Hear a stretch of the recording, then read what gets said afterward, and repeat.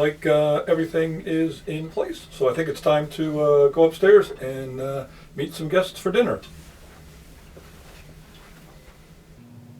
My name is Ken Verderame, and I am a cruise ship enrichment lecturer whose specialty is astronomy and space exploration. I appreciate you taking a few minutes out of your day to review this short compilation video where I put together a couple of clips of my lectures from a recent Panama Canal cruise. I also am looking forward to joining your team and helping further enrich your passengers' experience on an upcoming cruise.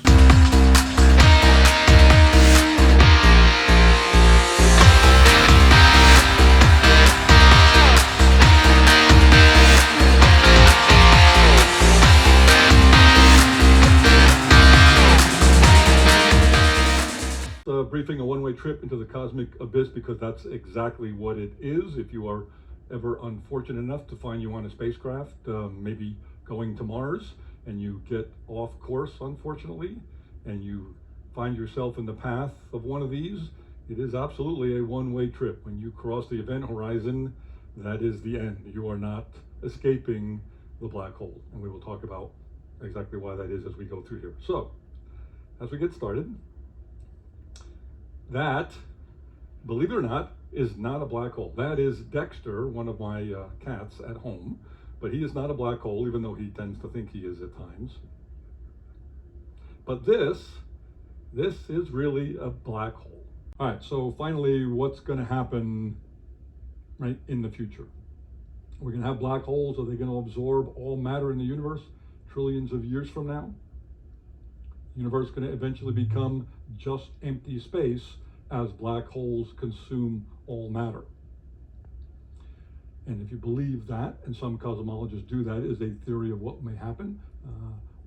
At the end, what you'll get then is maybe the Big Bang is the start of our universe from a previous universe, right? We have a theory of this is not the first time the universe has been around. This may be the second or the 1,000th universe, and essentially all matter eventually gets consumed into one large supermassive black hole, and then something, we don't know what, something triggers that, right? And it explodes into another Big Bang and creates another universe, and the cycle repeats itself over hundreds of trillions of years, possibly.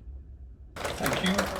Appreciate you all come by for taking time out of your day, since I know particularly right now there is a paper airplane competition going on that you could have gone to instead of come to this lecture, so I appreciate that. All right, so what we're going to talk about in today's lecture is kind of the universe in general, right? And I've titled this How Big, How Far, How Fast. So as you'll see in a second here, right, the universe, the scale of the universe, even the solar system, is pretty incomprehensible by most of us, right? The numbers, while you can write them down, people can talk about them, they don't make a lot of sense to us. And so what we're going to try to do with this lecture is bring it down and use some scale model examples and kind of things to help you understand, put it in terms for kind of some everyday things that'll help you make some sense about the scale of the universe. So you may not have realized it, but you all volunteered. Thank you very much. You are going to you're going to Mars as part of the first Mars colony.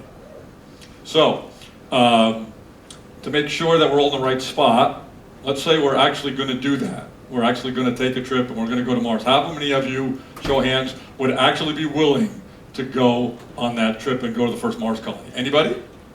All right. Okay, now let's change it a little bit. Let's say it's a one-way trip, okay? We're going to Mars, but the colonists are not coming back. We're going to do exactly what people did back in the 1800s when they packed up their belongings, kissed their loved ones goodbye in Europe, and off to America they went. They got on a ship and they were never, ever coming back, okay?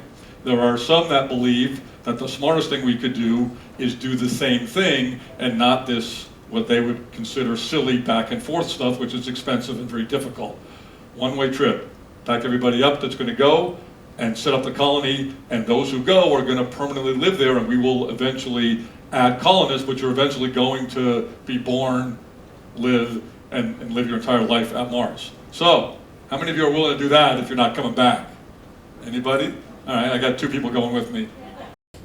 How many of you wanted to be an astronaut at some time in your life, right? Anybody? Right? When you're little kids, everybody wants to select it. All right, so let's jump into it. So, who can apply?